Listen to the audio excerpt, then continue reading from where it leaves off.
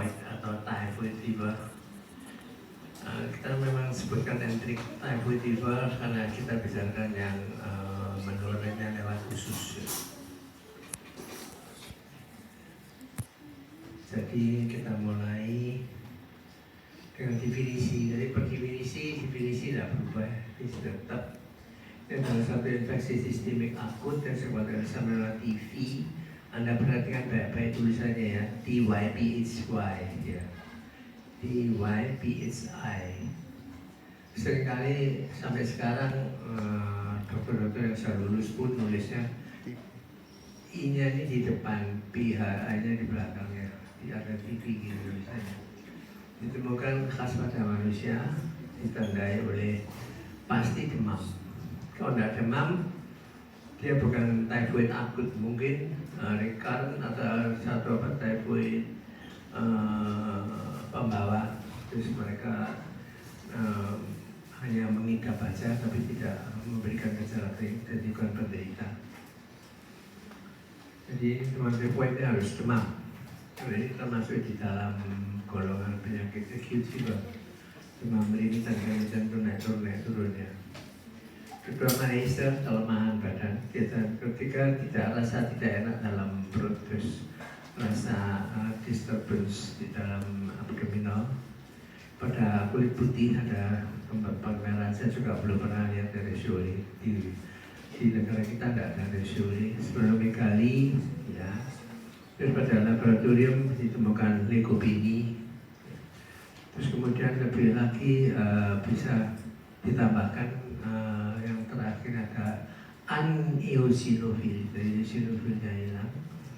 Kemudian bisa ditambah lagi, ditambahkan lagi untuk klinisnya itu adalah sakit kepala, headache. Jadi kalau ada sakit kepala yang tidak sembuh hilang-hilang dengan adanya fever, maka panas lebih dari seminggu, Anda harus pikirkan ke arah typhoid. Tapi yang penting itu harus ada demam. Di samping typhoid ada kasen, ada misannya itu adalah para typhoid atau para TV, para TV A, B, dan C. Gejalanya sama tetapi lebih ringan. Dan khusus yang B ini biasanya disertai dengan adanya diare. Nah, disebut lebih pas kalau memang ini suatu endemic fever karena adanya gejala di usus ya.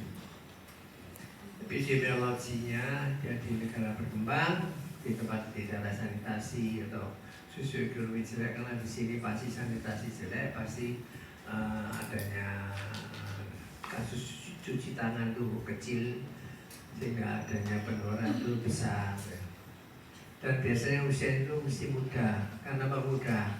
Karena biasanya kalau muda itu mobilisasinya itu banyak, satu. Kedua, kalau muda sering istilahnya kalau di sekitar itu adalah batonan ya. Batonan itu sepiring berdua, bertiga atau berempat ya, bersama-sama, misalnya demikian.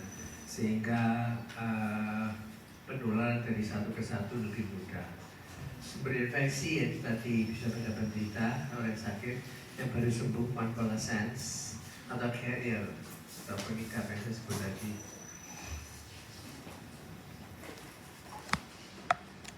Etiologinya kita tahu ini adalah familia dari Enterobacteriaceae, genus adalah Salmonella, dengan serbal TYPHI ya. Sifatnya adalah sifat anaerobik, semua sudah tahu dari mikro ya, relatif anaerobik, jadi tidak membentuk spora, produksi asam dan reduksi glukosa, mereduksi nitrat, tidak mereduksi sitokrom oksidase. Nah, ini kondisi ini penting. Pada panas dia mati. Jadi kalau Anda minum atau makan sebaiknya berasal dari panas. Kalau Anda minum teh, sudah pasti teh itu dari air panas. Kopi dari air panas, jadi kebanyakan minuman seperti itu lebih aman.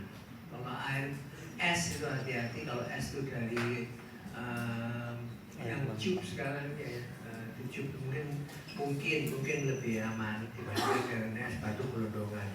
Batu gelondongan bisa diambil dari air keras.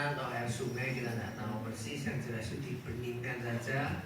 Begitu saya bening langsung dijadikan es, itu yang agak mengkhawatirkan.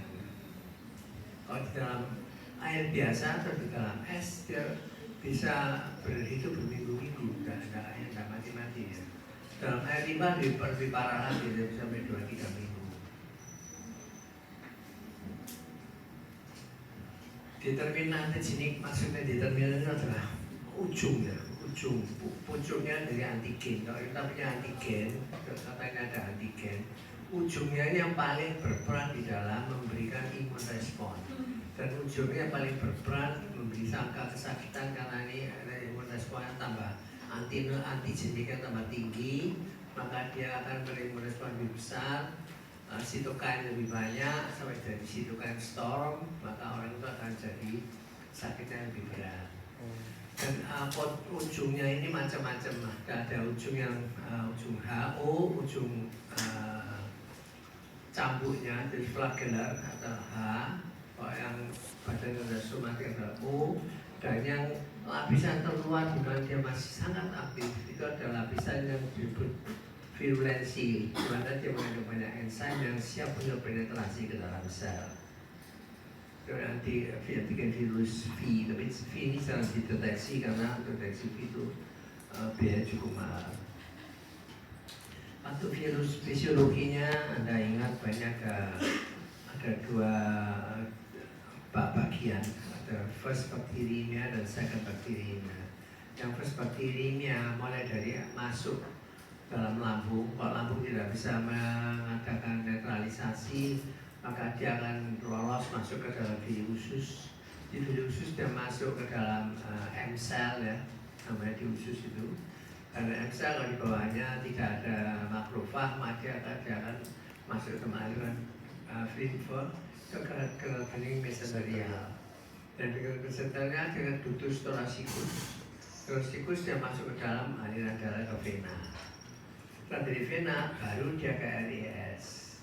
Dan di RES kuman berkembang dan dilepas di dalam RES dan dia masuk dalam peredaran darah. Di sini masih belum ada gejala, tapi sudah ada peristiwa. Di sini setelah masuk RES, Anda tahu di RES itu banyak imunokompetent sel dan telah belajar dalam immunologi urusan bakterial dan imunokompetent sel interaction. Maka terjadi suatu interaksi, terjadilah imun respon, terjadilah pembentukan sitokain, tambah TNF alpha, terjadilah fever, sakit kepala, nafsu makan turun dan lain sebagainya. Maka di situ akan terbentuk banyak sitokain dalam aliran darah. Maka sitokain yang berkembang akan ke talamus, maupun ke hipotalamus, maka dia akan meningkatkan set point dari individu, maka fever mulai naik dan itu mulai terjadi bakteriemia kedua. Di sini adalah masa incubation period, di mana sudah mulai terjadi suatu gejala klinik ya. Jadi mulai dari masuk sampai jadi klinik kita incubation period, dan di incubation period lewat dari incubation period maka terjadi suatu gejala klinis.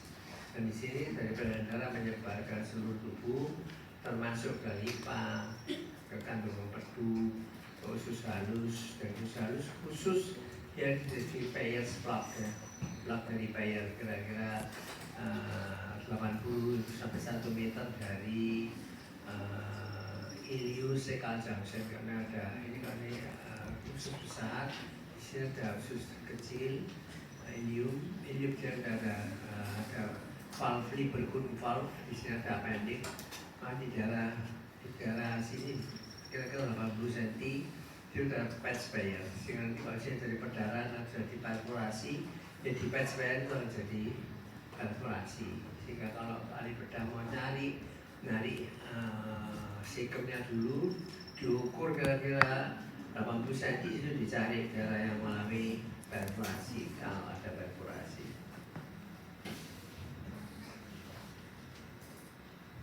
Ini patogenesisnya, jadi dimana pada setelah terjadi bakteriemia kedua, maka dia berkembang biak di organ-organ di ekstraseluler dari sinusoid, dan dia masuk dalam sirkulasi darah periode 2 menggunakan sistemik. Untuk di hati dia akan dialirkan ke kandung pedu. Dari kandung pedu khusus salmonella ini mudah berkembang biak. Maka dari itu ada biakan yang disebut biakan dengan empedu. Jadi biakan empedu itu bukan empedu yang diambil di biakan, bukan. Tapi karena darahnya dialirkan dibiarkan di empedu dari kambing, demikian ya. Namanya gall culture. Jadi kultur dari gall itu empedu, jadi kultur empedu. Sering yang tidak mendengarkan ya itu kalau dikasih cek sistem itu multiple ganda, apakah empedunya dibiarkannya disebut jadi empedu dibiarkan, itu sangat keliru. Bagaimana cara empedu dibiarkan? Apa ditarik dulu empedunya dibiarkan dalam darahnya yang dibiarkan di dalam media empedu. Setelah berkembang biak di kandung empedu, empedu masih lewat dari sphingolodi masuk ke usus 12 jari, duodenum, kemudian dia masuk ke asal berkembang ke empedu dari ilium, dari yunum dia masuk ke lumen usus. Bisa siap untuk menularkan, atau dia akan menembus usus lagi dan reaksi akan berulang. Dan kalau dia ketemu dengan makrofag di jaringan, maka makrofagnya akan mengalami teraktivasi seperti yang kita berikan sebelumnya, yaitu imun respon dan bakteria. Maka jadi suatu aktivasi berarti melakukan sitokin, timbullah gejala. Kalau makrofag itu masuk ke hensita di pelambat, seperti yang kemarin Anda saya beri pelajaran hypersensitivity, dia masuk ke yang tipe lambat, yaitu masuk ke tipe 4. Maka tipe 4 nanti dengan TH1-nya dia akan menjadi berbasan dan nekrosis. Di paru akan terjadi kerusakan di paru. Kalau TBC, kalau di usus untuk typhoid fever akan jadi suatu nekrosis, dan Pacemaker-nya akan mengalami suatu nekrosis, injured, erosi pembuluh darah, perdarahan. Jadi typhoid dengan perdarahan itu karena ada DPH, delayed type hypersensitivity. Dan pada proses yang berikutnya, maka selain merusak pembuluh darah bisa merusak tunica adventitia, tunica muscularis adventitia, semua kita mengalami nekrosis karena adanya suatu injured dari sitokin, maka dia akan mengalami perforasi. Ya, ini berkembang mulai dari ini sampai jadi complication, itu ceritanya di patogenesis ini tadi. Nah, ini caranya kuman mengadakan entry. Biasanya di entry itu di M cell. Kalau di M cell ini di situ dianggap tidak ada epitel yang cukup kuat sehingga dia akan masuk. Tetapi pencipta kita Allah itu maha besar. Itu di bawah M cell ini ternyata sudah disediakan suatu makrofag untuk memberikan pemusnahan dari si kuman tadi lewat mekanisme imun yang kemarin saya sebutkan, adalah lewat fagositosis, memberikan absorbanisasi model seperti dengan komplement inflammation. Kalau tubuhnya itu mengalami inflamasi yang berlebihan, maka jangan terus patogenisnya akan seperti semula ya. Jadi adanya pemberian teori-teori imun respon dari saya sebelumnya itu semua bisa digunakan di sini dan bisa diterangkan dengan cara atau mekanisme tersebut. Sekarang kita kembali ke klinis patologi. Jadi dari inflamasi, maka patch ini kalau sampai sempat Anda dalam operasi mengambil patch karena ada perdarahan atau karena tembus usus atau karena perforasi, maka kalau di PA maka jaringan sel-sel mononuklearnya itu besar-besar karena di situ akan mengalami suatu hiperaktivasi dari makrofag. Makrofag besar itu khas biasanya disebut typhoid cells. di Payers Club. Klinis itu ada 4 stadium. Stadium pertama itu adalah pada minggu pertama itu adalah stadium hyperplasia dari Payers tadi. Minggu kedua itu sudah mulai nekrosis. Minggu ketiga itu sudah terbentuk ulkus. Ini lewat mekanisme DTH. Kalau dia sembuh maka dia akan mengalami kesembuhan. Kalau dia berlangsung terus maka jadi perforasi atau perdarahan. Ini yang menelistim. Jadi hati-hati pada typhoid kalau sudah sampai lebih dari 2 minggu, masuk minggu ketiga di PSBA sudah terjadi ulkus. Jadi ulkus siapa terjadi satu perforasi atau bleeding. Jadi bleeding atau perforasi itu terjadi pada minggu ketiga. Minggu kedua masih jadi akhirnya atau dari sepsis. Minggu pertama ini adalah fase prodroma. Nah kalau misalkan orangnya itu cukup kuat, imun tidak begitu menggunakan perusahaan yang cukup luas, cukup dalam, maka di pada minggu keempat kalau dietnya cukup baik, istirahat cukup baik, maka jadi penyembuhan. Zaman waktu sebelum tahun 60-an itu kalau typhoid itu sudah mesti orangnya diisolasi, orang yang suruh makan cair bubur atau tepung cair aja, nggak boleh jalan, nggak boleh kemana-mana, rumahnya di palang itu ditulis awas penyakit menular. Kalau dia berhasil menjadi satu yang disebut survivor itu menjadi orang-orang yang survive itu masuk minggu keempat ya survive. Kalau enggak dia mengalami pada perforasi atau sepsis dengan septic shocknya di minggu kedua.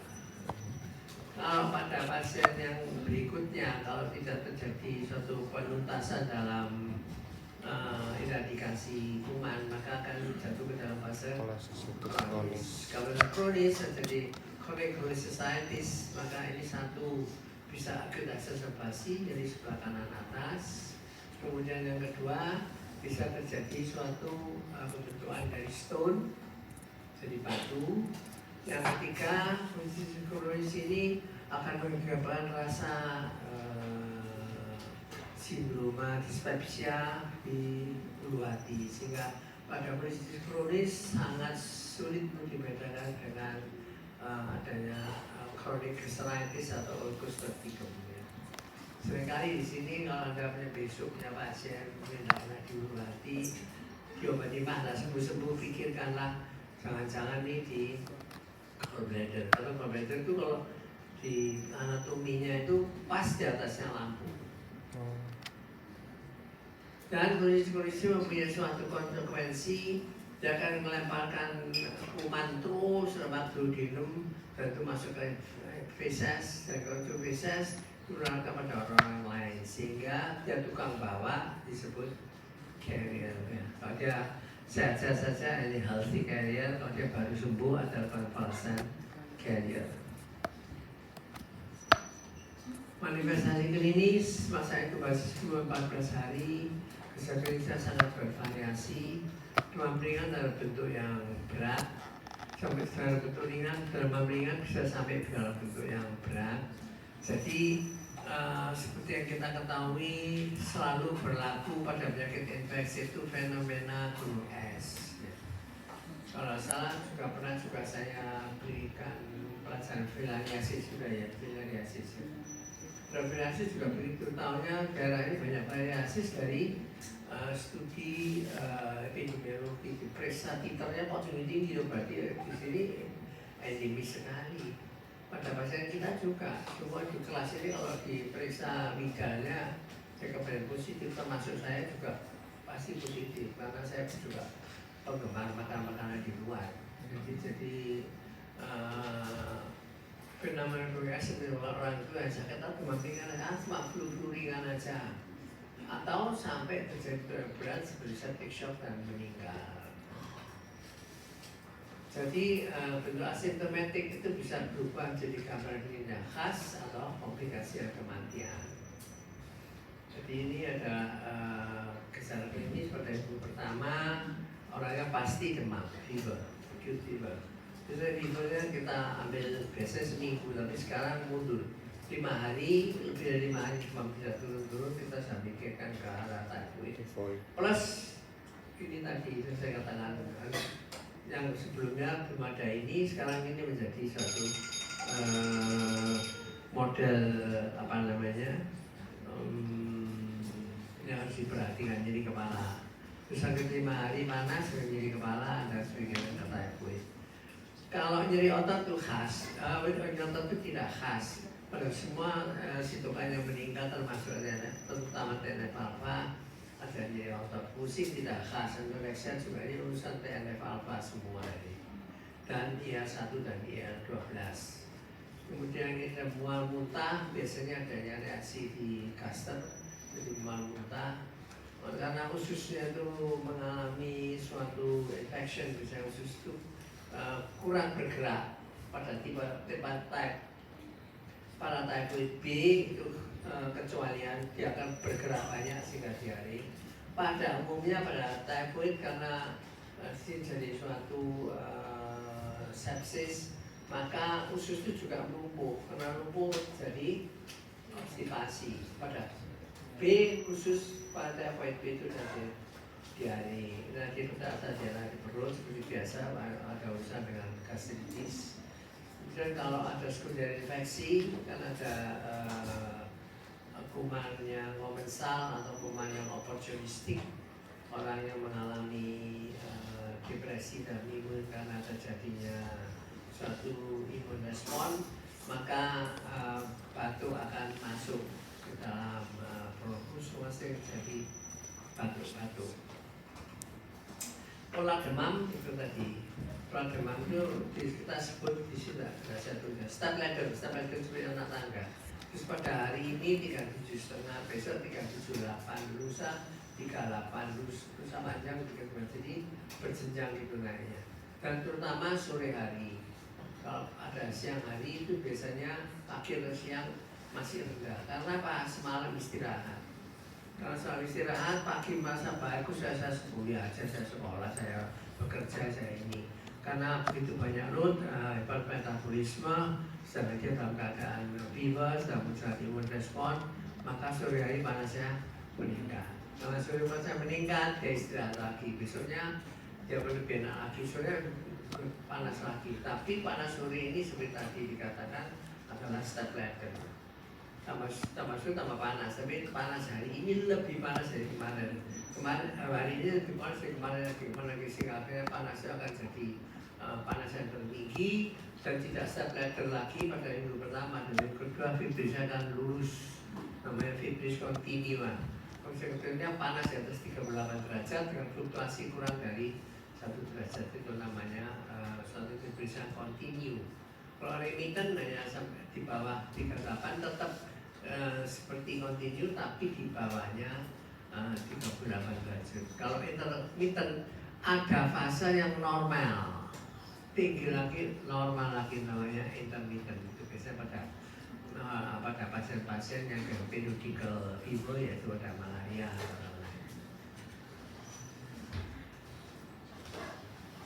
Pada minggu kedua tetap demam. Dan jadi untuk berdilanjutkan adanya satu sepsis, katanya adanya suatu septikemia, adanya suatu supresi dari nodes di dalam jantung, maka jadi berarti relatif. Maksudnya apa ya berarti relatif? Normal demam 1 derajat ada kenaikan nadi 8-10 kali per menit. Tetapi ini nadi demamnya naik sampai 39, tapi nadinya masih tetap saja 80. Jadi itu tidak berdikati, tidak kalau absolut, tapi kalau relatif dibandingkan demam, dia sudah berdikati. Ngerti ya? Maksudnya tidak relatif. Jadi dia tidak berdikati, 80. Tapi mestinya 80, mestinya 100 sudah. Mau demamnya 37, jadi 39. Mestinya 20 kali per menit, tetapi dia tidak naik. Karena adanya satu supresi di nodes, dia nodus dari SA node maupun yang dari ventricular node atau nodal node. Tidak, biasanya kotor di tengah. Kotor di tengah itu ya sebenarnya tidak khas. Yang khasnya adalah pinggirnya berwarna merah dan ada gelombang-gelombang atau tremor di sana. Hepatomegali tidak pada semua kasus, tidak pada semua kasus. Meteorisme apabila ada obstipasi, terus ada kelumpuhan dari usus, ada meteorisme. Gangguan mental, Bapak ada beberapa pasien saja, usually memang jarang di orang Indonesia.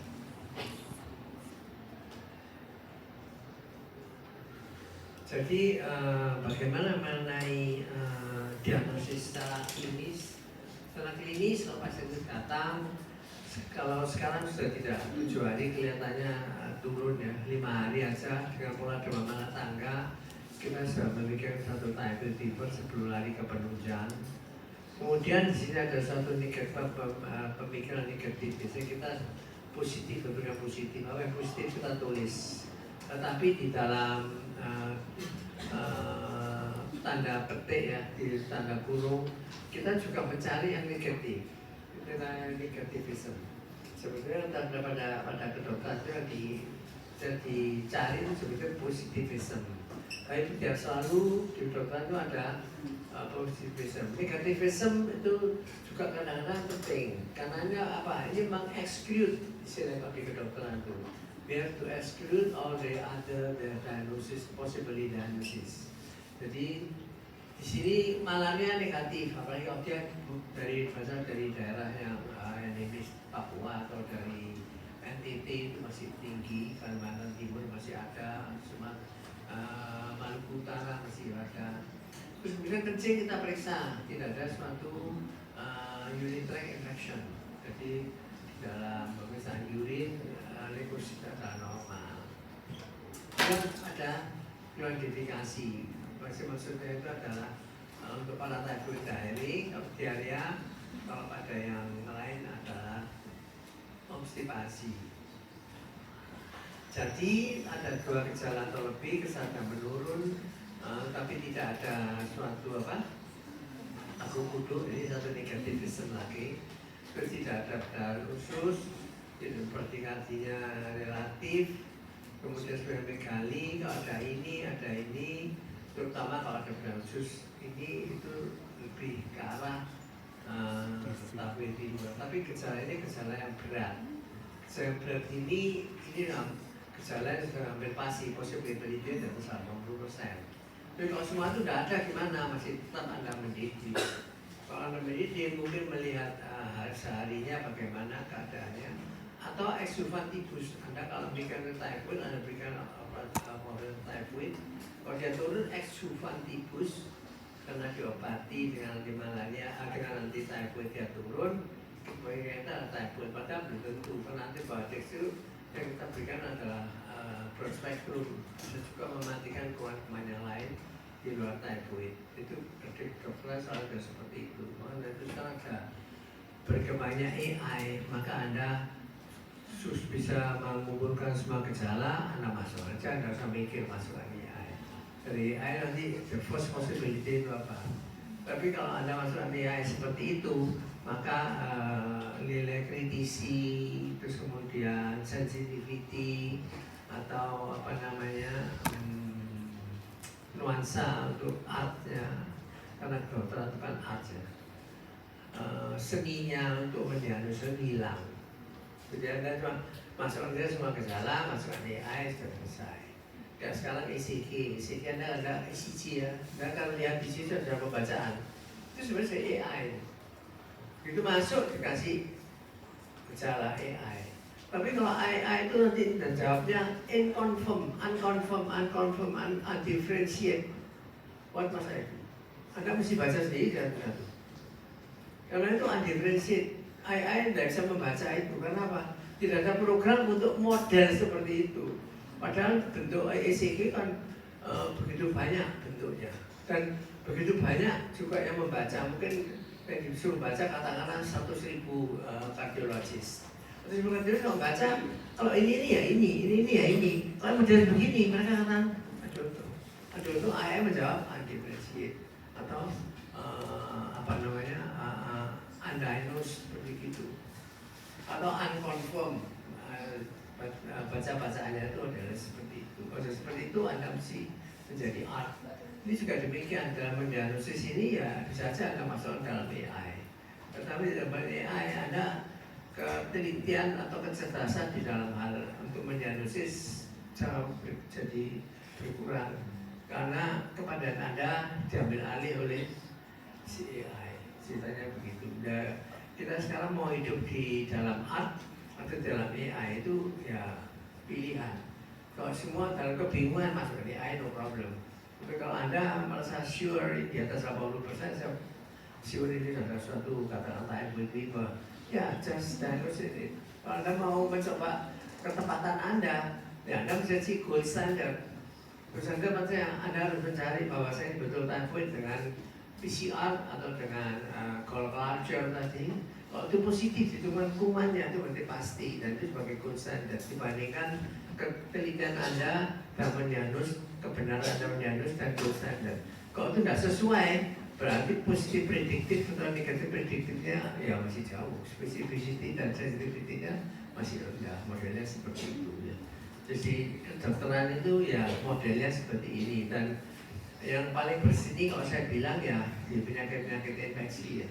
Kalau Anda misalnya diabetes ya sudah, Anda ambil aja alat untuk pemeriksaan diabetes. Kalau dia di atas puasa di atas 140, jam di atas 200 ya diabetes. Apalagi sekarang ada HbA1c, HbA1c, kalau ada HbA1c dia di atas 7% diabetes, 6-7 pre-diabetes, less than 6 no diabetes, kemudian seperti itu ya. Hipertensi juga Anda mendeteksi hipertensi kalau ada tensinya di atas 135 dengan apa namanya diastolik di atas 85, Anda katakan ini suatu hipertensi. Di bawah itu masih pre-hypertension. Kalau sudah di atas 180 plus ada kendala itu accelerate atau suatu hypertensive emergency, itu ada kriterianya. Tapi kalau model liver nggak banyak, katanya model-model seperti ini. Kecepatan diagnosis kita ya tergantung berapa banyak Anda pegang kasus yang diyakini benar. Karena liver yang tidak diagnosis, dokternya pun kalau mendiagnosis belum tentu di atas 50% betul. Seringkali itu satu viral undifferentiated, sebetulnya adalah unidentified acute viral infection dan dia akan mengalami suatu self-limited. Diobati nggak diobati waras. Tetapi Anda kalau ngobati berarti nggak ngobati. Kedua, pasien datang ke Anda nggak diobati, Mas nggak usah diobati Mas ya. Karena kesini tak periksa saya tiap hari, kita untung-untungan aja. Kalau Anda ini saya kasih operasi aja, Anda self-limited, Anda waras. Iya self-limited. Kalau jatuh ke typhoid bener, dia masuk minggu kedua, dia kalah sepsis, dia nggak masuk kedua, bisa masuk minggu ketiga, kemungkinan granulasi, model seperti itu. Jadi di dalam mengenai fever, acute fever itu sangat tergantung dari kepandian kita untuk mencari ya. Laboratorium ada leukemia. Ini yang saya katakan kurang satu atau eosinofilia. Kalau eosinofilia maka ini lebih ke arah typhoid fever. Karena eosinofilia hilang, maka immediate reaction type 1-nya itu hilang, larinya ke TTH. Ya, jadi tidak ada eosinofilia. Nah untuk culture itu ada culture susu tulang. Pada sebesar itu 87%, darah tepi cuma 54%, kalau feses lebih sedikit 18%, kalau urin lebih sedikit lagi. Kemudian Bidal mempunyai diagnostik kalau gejala tifoid adalah 160 di darah kita. Di darah yang sangat endemis mungkin lebih tinggi seperti 320.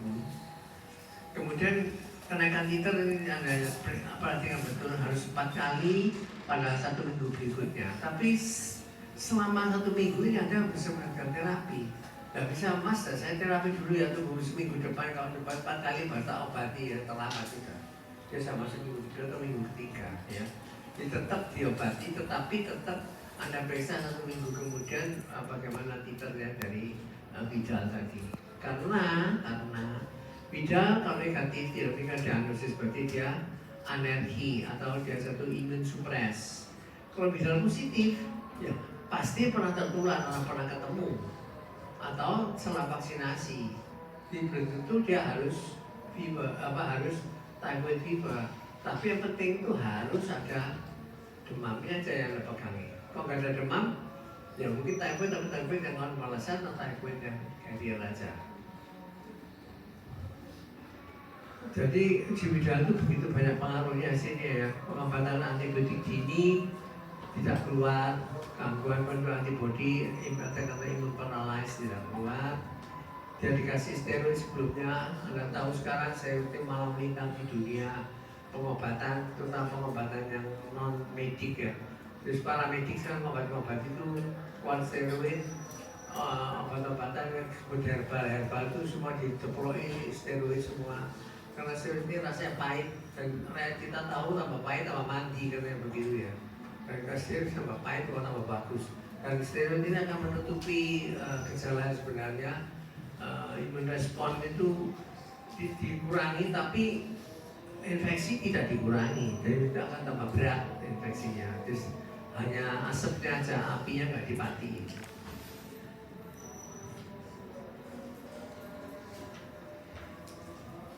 Dari sini ada riwayat vaksinasi atau penyakit terdahulu yang kita bisa tanyakan. Di domisili pasien jadi apa ada yang malaria atau enggak. Kemudian yang kita salahkan terakhir, kita cari kambing hitam, yaitu prosedur teknis antar laboratorium. Dan sebanding begini banyak ya, itu dalam malaria, tuberkulosis, tapi bukan yang tuberkulosis yang paru, tuberkulosis milia, kalau tuberkulosis tidak ada batu, karena dia jalan penyakitnya tidak melewati jaringan paru, tapi melewati pembuluh darah paru.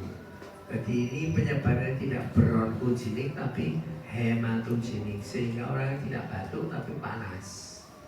Hepatitis infeksiosa, kemudian ada demam rematik, pneumonia, PAP, atipik primer, primary, atipik primer, primary pneumonia, kemudian limfoma, pada kerja-kerja seperti itu, kemudian rickettsiosis, karena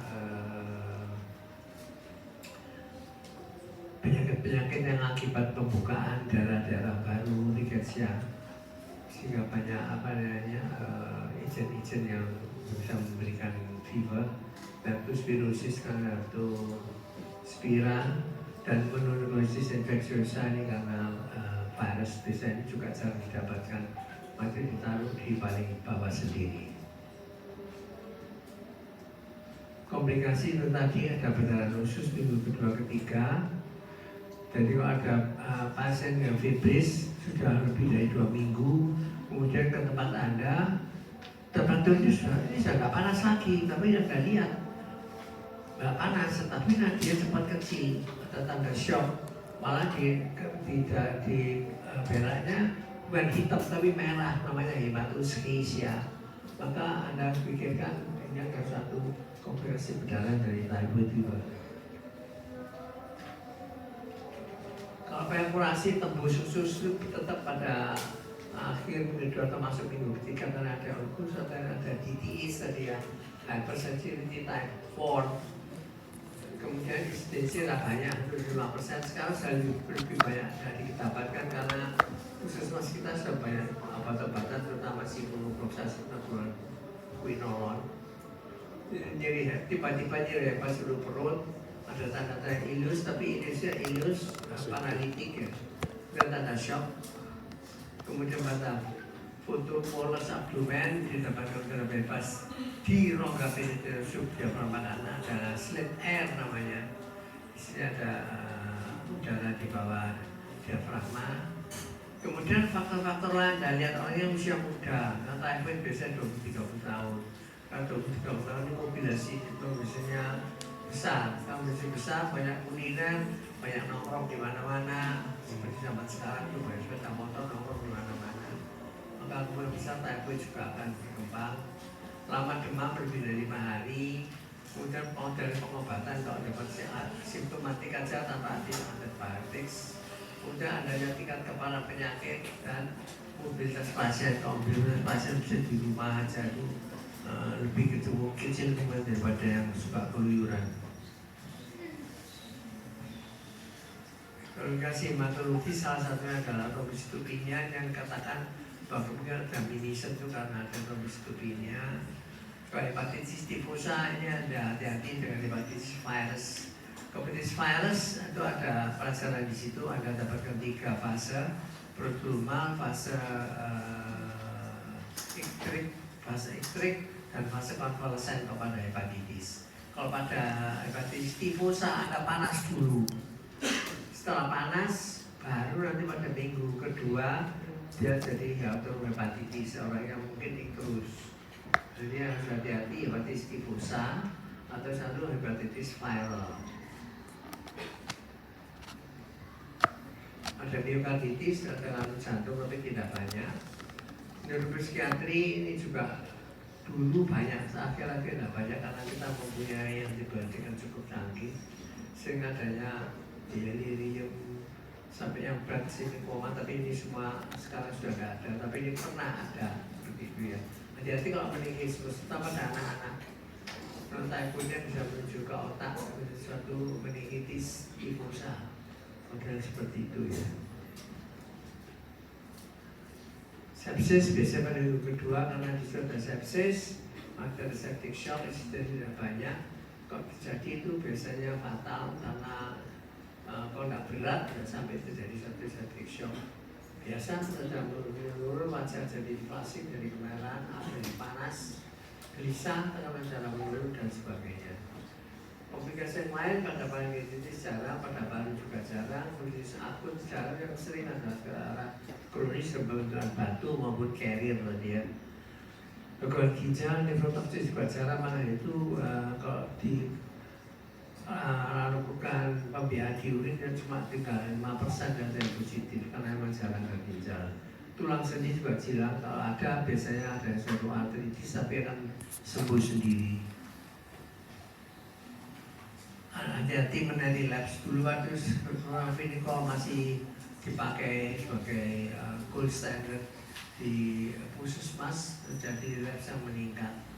Tapi sekarang sudah banyak yang tidak ada, sekarang kita pakai ciprofloxacin. Ini ditandai dengan bulan kembali. Setelah tidak panas, setelah 2 minggu atau 10 hari, tahu panas lagi. Dan cepat 2 ketiga sampai. Karena apa? Imun responnya cepat juga. Karena apa? Sudah ada ulangan respon yang kedua.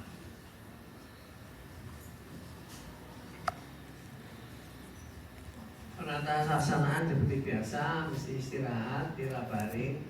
Kalau biasa dulu sampai 13 hari, pada sekarang ada satunya pembalis ini early ambulatoire, maka 3 hari bersenam sudah boleh berjalan. Kalau diomong lama-lama pasiennya marah, 1, kedua BPJS juga marah, sehingga kita harus cepat-cepat juga memulangkan sesuai dengan kaidah yang ditentukan. Dia jangan begitu juga, dulu kasih bubur halus semua tidak suka makan, maka dianggap gizinya kurang. Maka sekarang cepat-cepat aja dari bubur saring ke bubur kasar, cepat aja langsung diberikan makan padat dini, namanya early diet ya. Early diet dengan padat dini, tapi harus rendah selulosa. Kalau banyak selulosa akan terjadi pergerakan usus yang berlebihan. Usus berlebihan tidak menguntungkan untuk imun dari usus. Kalau ada berlebihan, imun usus tidak sempat bekerja, maka akan terjadi fever atau imun respon yang tetap tidak berkurang sehingga pasiennya tetap panas. Jadi kalau dikasih makan yang tinggi selulosa, maka panasnya tidak turun-turun karena imun responsnya masih berjalan terus. Antibiotik hanya kalau di atas 38, kalau di 38 kita hanya memberikan analgesik aja untuk pusingnya. Chlorantraniliprol di Indonesia masih pilihan utama dan dosisnya yaitu 3-4 500 mg per orang penampilan diberikan 6 sama 6 hari. Kalau 6 hari tidak menunjukkan kesembuhan, maka diganti obat lain. Sekarang tidak sampai 6 hari, 3 hari aja menderita saya minta ganti obat biasanya. Kemudian chlorantraniliprol ini adalah second generation dari chlorantraniliprol, bisnisnya sama. Ini cotrimoxazole, ada satu yang lain. Cotrimoxazole ini adalah trimethoprim. Ini biasanya kita berikan 2 kali 2 tablet, tapi tidak sampai selama 2 minggu, paling hanya untuk 5 hari aja untuk sekarang. Untuk yang konvensional dan seperti ini, saya berikan yang konvensional karena bisa diberikan sampai 2 minggu. Kalau sembuh sebelum 2 minggu, ya bisa diberhentikan. Tetapi dengan risiko relapse. Amoxicillin juga bukan terutama pada wanita hamil. Kalau wanita hamil harus diberikan selama 2 minggu. Sekarang bergerak dari amoxicillin bergerak beta-lactam jadi cefalosporin. Cefalosporin dan generasi kedua, kita langsung generasi ketiga. Generasi ketiga ini khusus untuk kuman gram negatif. Dan Salmonella typhi adalah kuman gram negatif. Yang paling populer sekarang adalah fluoroquinolone. Dan fluoroquinolone yang paling terakhir yang paling banyak adalah levo. Kalau levo kita berikan dosis tunggal 500 selama 5 hari. Cepat, biasanya lisis itu malamnya turun lisis, artinya hari ketiga sudah lisis dan menjelang hari keempat pasiennya sudah bisa hari 5 aja bisa diberikan obatnya. Kombinasi itu jarang ya. Kita berikan kombinasi terutama kalau keadaan dalam berat periodis atau shock. Komplikasi kepedalan dengan transfusi, perforasi operatif. Ini saya berikan nice dulu karena ini akan Anda level Anda rujuk ya pasien-pasiennya. KID juga ini akan KID ini disseminated coagulation. Ini juga akan dirujuk. Hepatitis hanya cukup diketahui ada hepatitis, tetapi tetap terapinya ini jarang. Hepatitis Anda konsultasi ke jantung. Typhoid yang toksik Anda tetap tinggal di sini. Nah ini baru dimulai di sini dexamethasone untuk mengurangi reaksi inflamasi, tapi tidak mensupres, hanya mengurangi. Dosisnya hanya kecil aja. Nah ini yang Anda harus hati-hati ya pada wanita hamil. Mungkin ada wanita hamil, Anda orang yang panas badan, tidak diberikan chloraphenicol sebab jadi padu prematurus, kemudian intrautrin dan Gray syndrome. Ingat ya, pada chloraphenicol Gray syndrome tidak dianjurkan pada pasien-pasien dengan kehamilan. Kehamilan bisa pakai amoxicillin. Yang clinical idem itu sama. Sekarang pada carrier ini agak sulit ya, karena pada carrier ini biasanya Anda nanti konsultan aja ke penyakit dalam untuk itu carrier, karena terapi typhoid yang akut saja. Jadi carriernya karena Anda ketahui dia akan meningkat kalau orang yang berusia meningkat karena imunnya tidak sebaik yang dulu. Kemudian adanya polisistitis saja yang katakan sehingga terjadi reinfection sendiri, ya auto infection gitu. Kemudian ada gangguan traktus urinarius. Kemudian ditemukan pada mereka di daerah endemis biasanya. Analisis jelek seperti yang pertama kita sebut karena meningkat di daerah seperti itu. Ini adalah kemungkinan ini sekarang terapi hati-hati apakah dia ada batu empedu. Ya, kalau ada batu empedu maka kemungkinan batu itu mengandung atau dihinggapi atau di tempat si kuman typhoid bermukim ya. Ini juga gitu pada carrier Anda sebaiknya dikonsulkan aja. Ini hanya saya tunjukkan untuk nice to know. Terus ada yang tanpa politiasis terapi adalah ini. Tapi sekarang sedikit meningkat terapi yang kita pakai cefalosporin. Dan pada politiasis bisa dengan polisistektomi dan salah satu regimen dari polisistektomi adalah siku atau norfloxacin adalah fluoroquinolone. Ini juga tidak penting. Nah, pencegahan ini tadi yang pencegahan bisa aktif, bisa pasif, proaktif mereka hubungan dengan pelayanan masyarakat. paling pasif kita datang untuk penjualan pegawai atau ini nanti kalau ke rumah sakit yang bagian gizi itu mesti dilakukan swab ya, yang pemegang makanan orang satu rumah sakit kena TB semua. Jadi kalau langsung kita cari orang yang carrier, kalau proteksi atau melalui vaksinasi, biasanya vaksinasi pada orang-orang yang mau ke daerah dengan endemisi yang tinggi. Vaksinasi bisa pakai TY21A atau pakai yang Pfizer ini seperti Pfizer.